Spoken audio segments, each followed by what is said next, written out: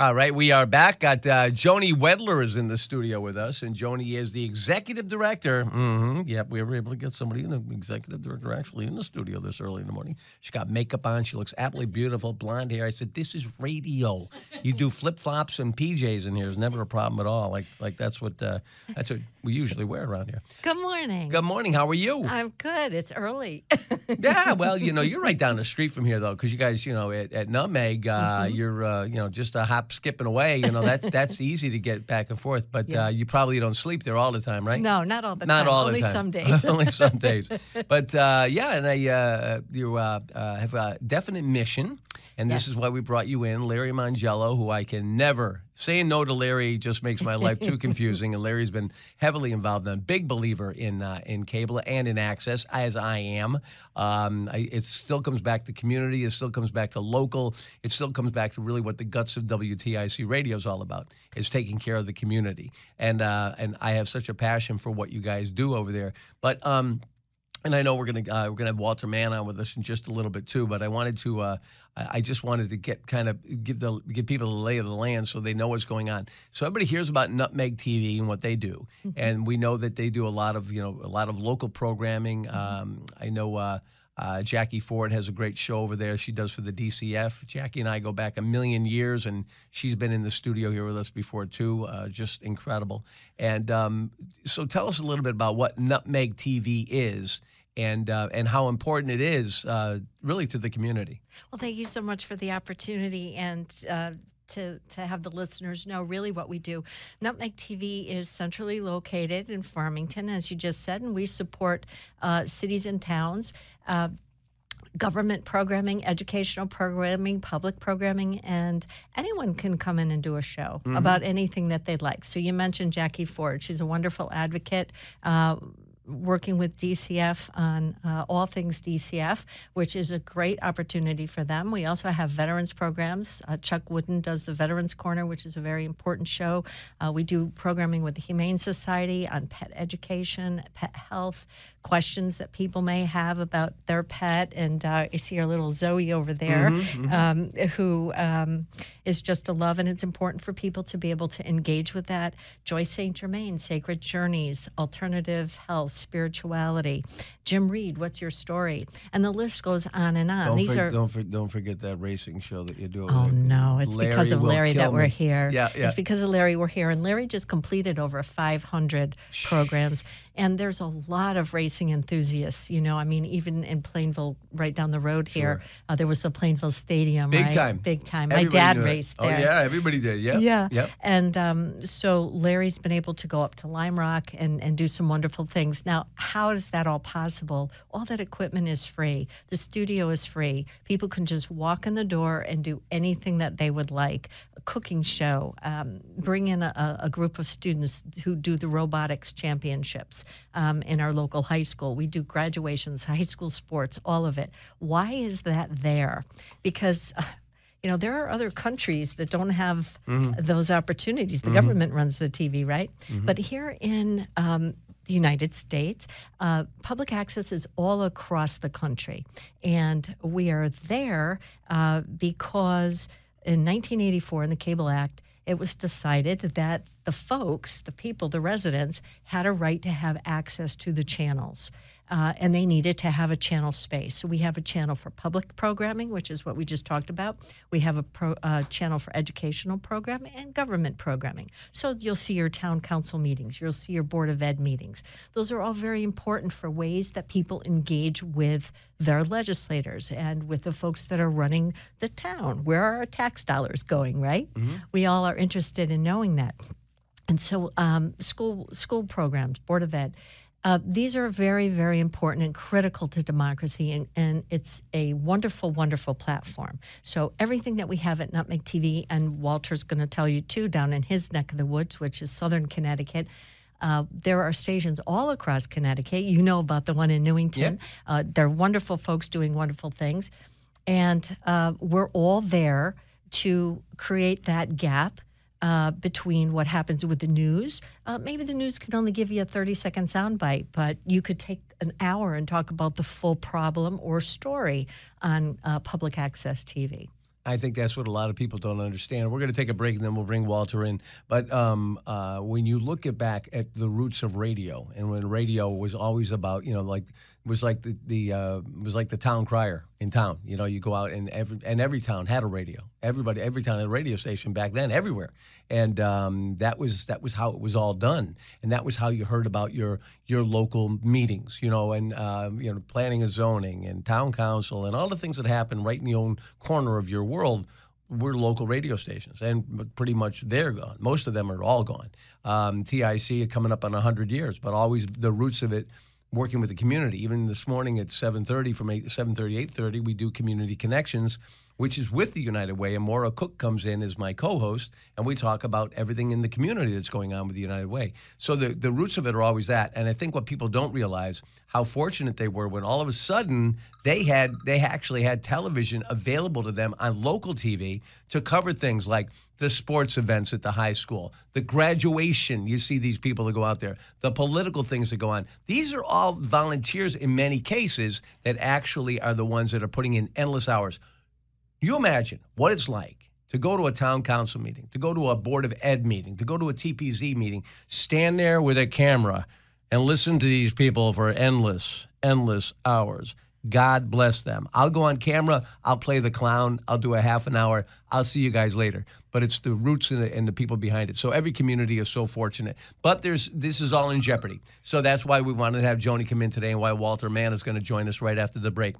So first we're going to take a quick break, and then we'll come back and we'll talk about how it may be in jeopardy and how you need to speak up to hold on to your local TV stations, the way you're trying to hold on to your local WTIC. I'm Steve Parker. We'll catch you in just a few minutes after our break. And that's Joanie Wedler from Nutmeg TV on WTIC News Talk 1080. All right, we are back. It's 6:51 on WTIC News Talk 1080. And in the studio with us, we have Joanie Wedler, who's the executive director of Nutmeg TV. And when she said to me, she knew Walter Mann. Man, oh man, it's been a long time since I've talked to Walter Mann. Walter and I worked for a long time down at News Channel 8 back in the 90s, and Walter and I both share the passion for Access TV, and we used to talk about that all the time. I went into that. He both went into that probably in the mid-'80s when and cable and access really got very, very active, and now he's actually got a responsible job. He's the executive director of the North Brantford, and North Haven TV. So let's see if he's still willing to talk to me. Good morning to you, Walter. How are you? Hey, good morning, Stephen. I got to tell you, I love that between rounds jingle. That's great. Well, I'm going to tell you, those two, that jingle and also Cussin Automotive, those are two jingles that the company that I was with for a long time, L&R Productions, Tommy Russo, God rest his soul. We always love doing jingles, and that's two of them. So, yeah. Unfortunately, we lost Tommy, but he sings on. All right. So Walter, your pipes sound great this morning. Early morning for broadcasting is great. So, Walter, tell us what's going on down there in your neck of the woods, and why it's so important for you and Joanie to be here today. Well, you guys hit the nail on the head in terms of localism, and as the media landscape has changed over the years, and we used to talk about this at Channel 8 when we were there together, but local community TV stations really have filled the void that has been left as a result of deregulation. And you guys have talked about a lot of things we do, local election coverage and storm coverage and town meetings and all that kind of stuff. And, we're all fearful that that's going to go away because of changes in technology, which has, affected a lot of things, some good, some bad. And, trying to be brief about this, we're funded based upon the amount of cable TV subscribers. That's the way the law was written years ago. And technology has changed, and people are moving away from traditional cable TV to streaming services.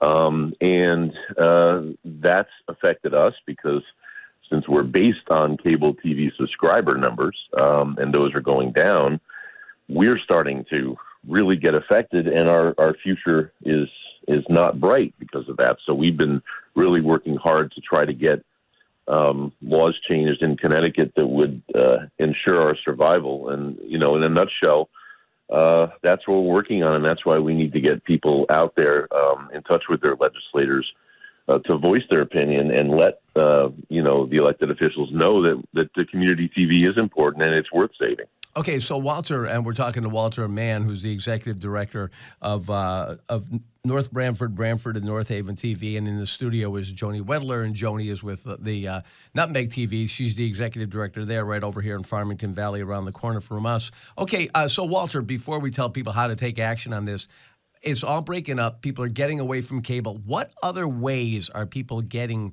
this information that Access has provided all these years? And because once they turn off that cable, it can get a little tricky about trying to find their Access programs. I go through this all the time. Well, yeah, the meetings are still out there, but I can't find them as easy. So how are they watching it now, Walter?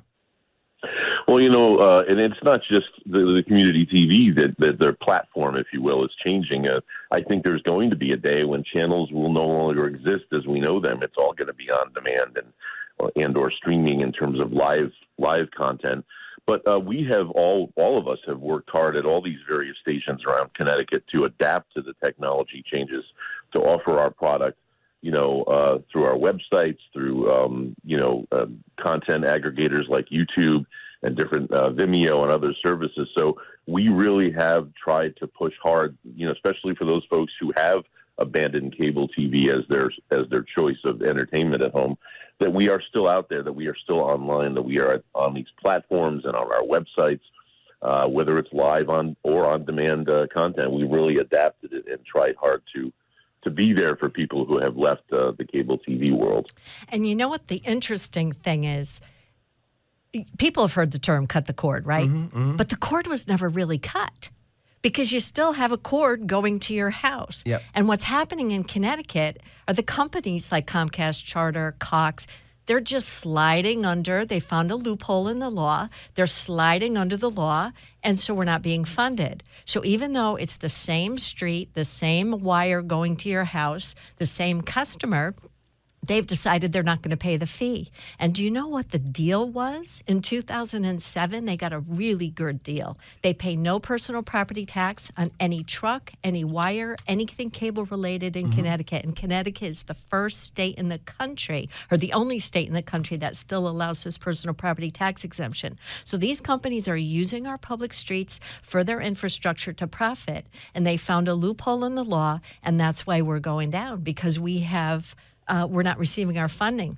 So if folks are tired about what's happening in Connecticut cable, they need to speak up now because there are many things that we cannot regulate in Connecticut, but there are many things we can. And if our local channels are gone, they will not return. All right. So real quick, because I'm going to have to wind up here, how do they take action? What do they do? Who do they contact? What bill do they talk about? Because I know it's a short legislative session. So yes, it is. The best thing to do is www.digitalequityconnecticut.com. So I'm going to repeat that, digitalequityct.com. When you go there, there's a petition. You just click the link. You can sign the petition. And there's also another link to email all legislators, including Governor Lamont and Lieutenant Governor Bicewicz, to say, please keep this alive in Connecticut. Do not be the first state in New England to close down public access. Walter, anything you want to add? All I'll say is, this is like crunch time for us. And you know what they say, you don't know what you got until it's gone, and we're getting to that point, and that's why we really need to make our voices heard up in Hartford. All right, and then one last thing real quick, and if people want more information and they've missed all of this stuff, they can go right to Nutmeg TV and check you out. Please. And down in your neck of the woods, Walter, where do you send them? Easiest place is nhtv.com. NH, like New Haven, nhtv.com, or you go to Nutmeg, and you both have Facebook pages too, right? Yes. So, and if nothing else, and what do I say? I got like 10 seconds here. What do I say to my state rep? What do I tell them to do? Save public access in Connecticut now. Perfect. That's all we need. Save public access in Connecticut now. Hey, Joanie, awesome to have you here. Thank you. Walter, thank you so much. You and I will catch up off the air and talk about the really good stuff. All right. Thanks a lot, Walter. And I know we've been separated for a long, long time, but I've never forgotten about you. And even though you've tried your best to forget it, no, I'm only kidding. But you're always in my heart, man. I love your passion for everything that you do. And let's talk again soon, all right? Thank you, Steve. You got it, man. God bless. All right, we got to get out of here. Oh my gosh, the 7 o'clock news is up next with Morgan Cunningham, and don't forget to support your local access TV on WTIC News Talk Radio 1080.